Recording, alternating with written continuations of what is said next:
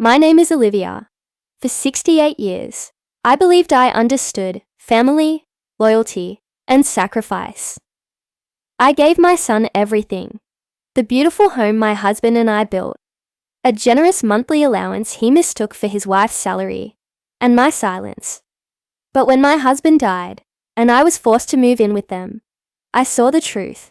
The house was a landfill. My son saw me as a burden, and his wife told me, to my face, that my very presence was a luxury.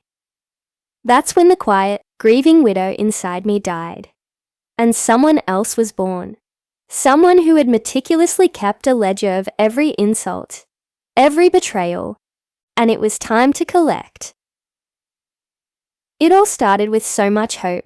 My husband Arthur and I lived in our dream home, a detached house filled with 30 years of laughter and love. When our son Noah got married, we wanted to give him the best start. He'd begun a business, his income was unstable, and we were soft when it came to our future grandson. So Arthur made a decision. We would gift them the house. We renovated it from top to bottom until it shone like a jewel. It was our greatest gift. We moved to a small, one-bedroom apartment nearby. It was a downsizing, but our hearts were full. We'd watch our 3 grandchildren grow, celebrate birthdays, and believe the family bond was unbreakable. Then the world shattered. Arthur's cancer diagnosis was a terminal blow. In his final, pain-filled days, his greatest fear wasn't death. It was my loneliness. He made Noah promise. "Take care of your mother," he whispered, his voice thin as paper. "Live together once I'm gone." I tried to protest. "Arthur, I'm healthy. I can manage." But he was insistent. It was his last wish. And Noah, standing by his father's bedside, nodded. "Of course, Dad. I promise." That promise felt like a life raft, but I was about to learn it was made of sand. The day I moved in, I packed my life into a few suitcases, not wanting to be a burden. I arrived, my heart a fragile mix of grief and fragile hope. Noah opened the door. He looked confused. Oh, was today the move-in day? The forgetfulness I'd always chuckled at now felt like a knife twist, but the real shock came when I stepped inside. The air was thick with the stench of stale food and neglect. A mountain of shoes blocked the doorway. The living room, my God. The living room looked like a hoarder's den from those reality shows. Shopping bags, trash, and toys formed treacherous landscapes. This was the beautiful home we'd gifted them? My daughter-in-law, Emma, was buried in the chaos of the sofa. She didn't get up, just lifted her head. "Mum, I don't have extra beds, so please make some space." Then she lay back down, citing work fatigue. She ran a beauty salon, and according to Noah, she was the high earner. Noah himself just shrugged. "I'm tired from work too. Could you clean up the room a bit?" And he walked upstairs. Just like that, the new widow, the grieving mother, had been demoted to a live-in maid on her first day. As I started moving things, Emma shouted from the couch, "Hey, the stuff in the corridor is in the way." My heart hammered. I'd spent a lifetime keeping a peaceful home. "I'm sorry, I'll move it. It's fine. Just clean. But don't throw anything away." Later, as I was still aching from sorting the filth, she peeked in. "Aren't you going to help with dinner?" I rushed to the kitchen. It was a war zone. Emma was frying a mountain of meat. No vegetables, no thought. When I offered to help, she pointed to a sink overflowing with greasy plates. "You can do the dishes. I thought you'd order delivery for an occasion like this." The audacity. I was the guest of honor at my own humiliation, but I smiled. I always smiled. "I'm sorry, I wasn't thoughtful. It was hectic. How about we order delivery tomorrow?" That faint smile she gave me. It wasn't gratitude. It was the smirk of a warden who just found a compliant prisoner. I became a cleaning tornado. For a month, I sorted, scrubbed, and organized. I'd hold up every single item. a broken toy, a moldy container, for Emma's approval. Before I dared throw it away, the house began to breathe again. My grandchildren noticed. They'd roll on the now visible carpet, laughing. "It looks like a house on TV, Grandma." Their joy was my only fuel. But with every spotless surface, Emma's resentment grew. I'd catch her glaring at me. I overheard her one night, her voice slurred from wine. "What's with the sarcastic cleaning, mother-in-law? No one asked for it." And my son, my own flesh and blood.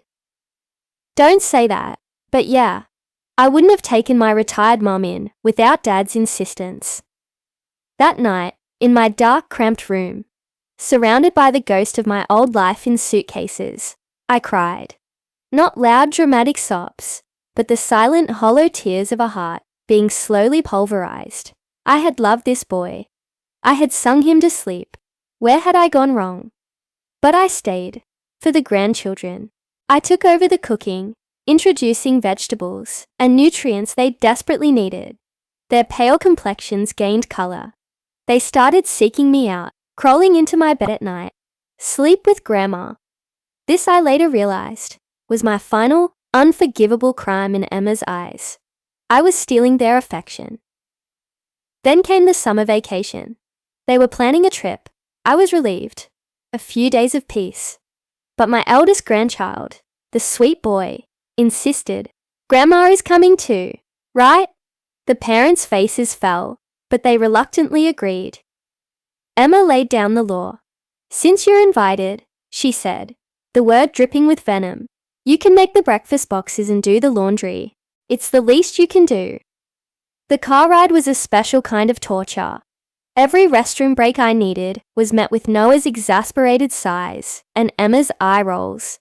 When my grandchild, sensing the tension, started to cry, Noah snapped, "This is your fault. Now we're behind schedule."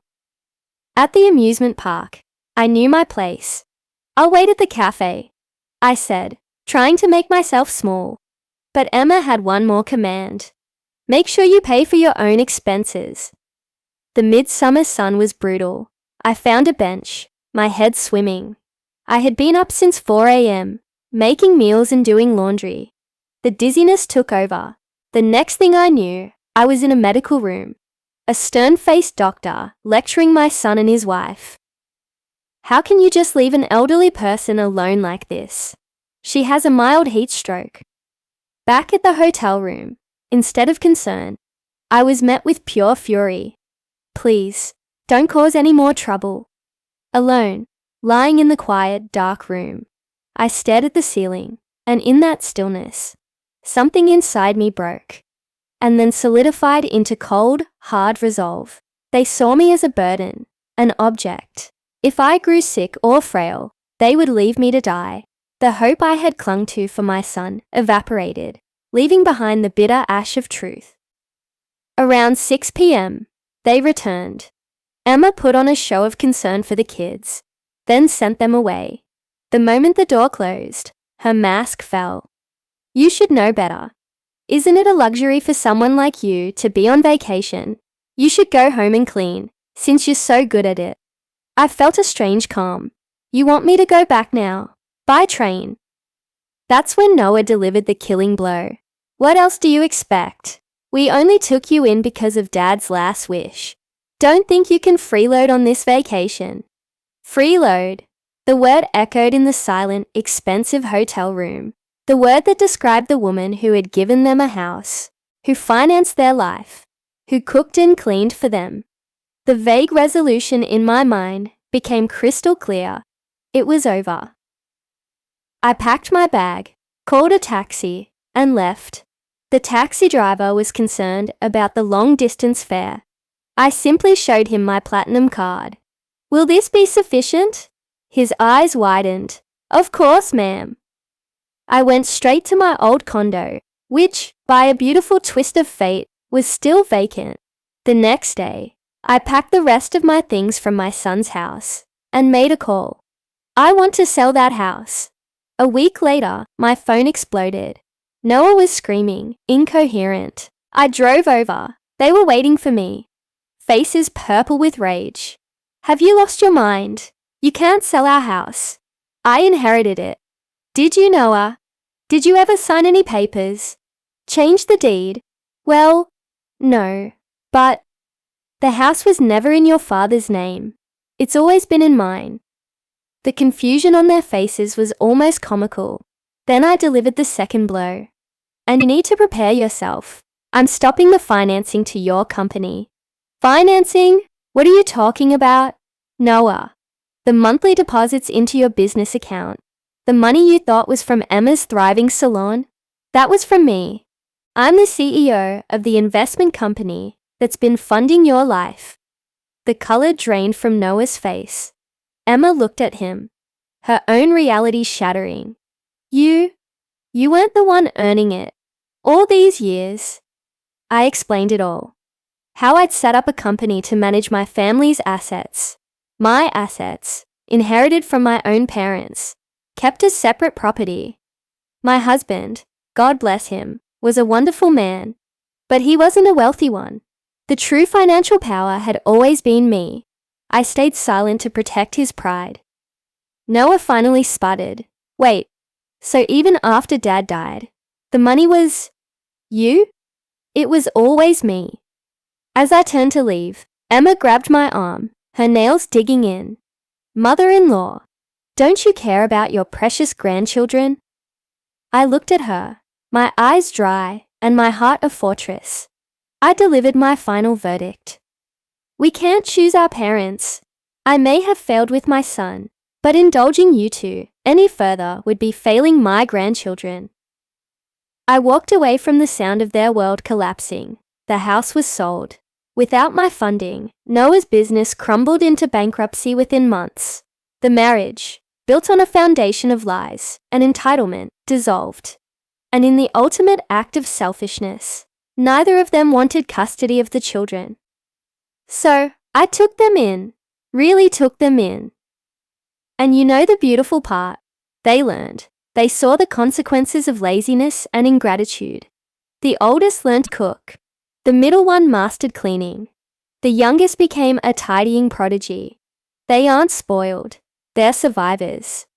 They care for me, not out of obligation, but because we are a true family, forged in the fire of their parents' betrayal. As for Noah and Emma, they vanished. I have no idea where they are or what they're doing. And frankly, my dears, after everything, I simply don't care. The greatest revenge isn't always about hurting those who wronged you. Sometimes, it's about reclaiming your power, your peace, and building a beautiful new life from the ashes they left behind. And let me tell you, the view from here is magnificent.